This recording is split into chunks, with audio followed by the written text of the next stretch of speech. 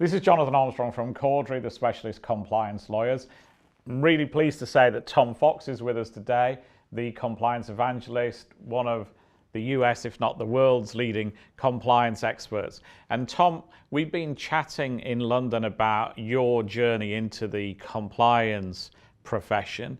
Obviously, much has changed in those days, but if you were to do almost like a state of the nation address on the world of compliance, what would that be? What are the trends that we're seeing? What's the role of compliance officers versus what it used to be? Well, first of all, thank you for having me back, Jonathan. The compliance function is still driven by the actions of the regulators.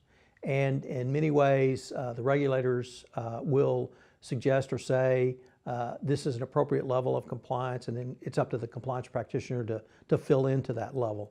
I think we've seen another one of those sort of jumps starting in late 2018 with a speech by John Cronin, the Deputy Assistant U.S. Attorney General, where he talked about effective compliance. And certainly we've heard DOJ officials talk about that before, but he really emphasized it was the effectiveness and the having an effective compliance program and documenting that effectiveness that would help a company out most in if they got involved in an FCPA or other anti-corruption global investigation. Hopefully we're going to talk about a enforcement action that recently was released which emphasized that, but it's that effectiveness. How do you, one, measure effectiveness? How do you document those measurements? And then how do you loop that information back into your system to make it more effective? So it's a continuous feedback loop. And the effectiveness of your compliance program through the increased use of technology is where the department is certainly suggesting companies go to, and it's where I see compliance going. In terms of technology, there's really two types of technology. One is the administrative work that can be done much more efficiently through technology. So the days of spreadsheets, managing your third parties, we now have sophisticated third-party management software from literally the life cycle of a third-party relationship with your company through the close of that. But now we're moving to analyzing large data, big data, across an entire sales cycle, from quote to cash, from procure to pay on the supply chain. And having that data available where a compliance officer can look at each point where either money could bleed out, kind of a traditional fraud analysis, or a pot of money could be collected to pay a bribe, or collected so that a bribe could be paid. So any place there could be money aggregated in any of those steps, so gifts, travel, and entertainment, for instance, or if a contract discount is too great, or if a third party who helped facilitate obtaining a contract receives too great of a commission. Every one of those steps can be reviewed literally along an eyesight to see each step, so that where every step may be within a company's policy, say at 95 to 98% below, up against a limit, it may, through all 5 of those steps, show that a pot of money has been created. So technology, whether you call it artificial intelligence, I don't really say it's predictive, but it's putting together and it's allowing a compliance officer literally to see a line eye of sight across every step to see where money could bleed out or be aggregated to pay a bribe. And this is principally because we've seen a number of cases where instead of the traditional brown envelope type payment, there's been the establishment of a war chest, which has then been used to release money to government officials or people who have helped procure that contract. That's certainly one scheme that we have seen, and this would be one way to see, because remember, it's always about the money. Follow the money. How do you get the pot of money to pay a bribe? It has to come from somewhere. It's typically the bribe is too great to be an individual's salary or even their bonus. So where in the company could money be aggregated and then bled out in a way that's paid either directly to a government official, literally out of the back of a car in a bag, or through a third party. Mm-hmm.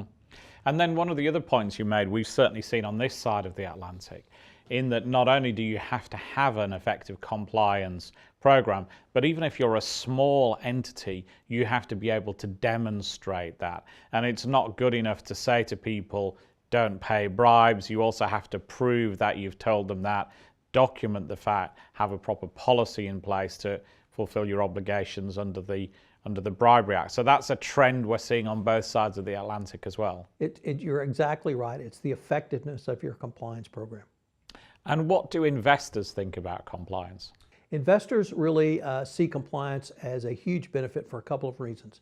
Number one, if I'm a private equity investor and I want to invest in Cordery, for instance, I'm going to look very closely at Cordery's compliance program to make sure, one, I'm not buying an entity that's engaging in bribery and corruption, but also they have the right values, that they're not going to do something which would cause a great reputational damage to me as a private equity investor. But also, private equity investors are seeing a large number of business opportunities in the compliance space. And I think this past year was, past 18 months perhaps, has been one of the most stunning in terms of PE investment in compliance companies, whether they be product companies or services companies. We've seen from literally, I think, $45 to $50 million investments to hundreds of millions of dollars. They call it a purchase, but it could be an investment. And so PE companies and other investors are seeing business opportunity in the field of compliance, particularly around technology companies and service companies that help businesses engage in more compliant behavior. So from the investment perspective, from the business perspective, compliance brings both of those opportunities. Yeah, and that's certainly a trend we've seen both on the buy and the sell side. A story for professional reasons, of course, I'm not going to give any detail on, but we acted for a trade buyer buying from private equity where compliance or the lack of proper visible compliance measures reduced the purchase price substantially, with an acquirer that once they started asking one question about compliance and finding out they had what we'd call in our terminology an own goal, just kept kicking the ball into the back of the net and getting the price reduced accordingly. So it's something that particularly private equity businesses are looking at, both from a invest in and a sale out point of view, because obviously they're looking at that margin is how they survive. The other thing that strikes me about the private equity investment in compliance businesses is this is one of the things that will drive the ball forward, because many of these private equity investors are coming in with money to increase technology, to advance technology. And when you have that sort of investment of capital that can be used for new and innovative technological solutions that we can't even envision today, I think that's going to drive the compliance ball forward as well. This is fascinating stuff. We will return to that case in another film shortly. So if you're watching on YouTube, look out on our YouTube channel for that. Probably at this stage, we should thank you, Tom, for joining us. Thank you all for watching, and we'll speak to you again soon. Thank you, Jonathan.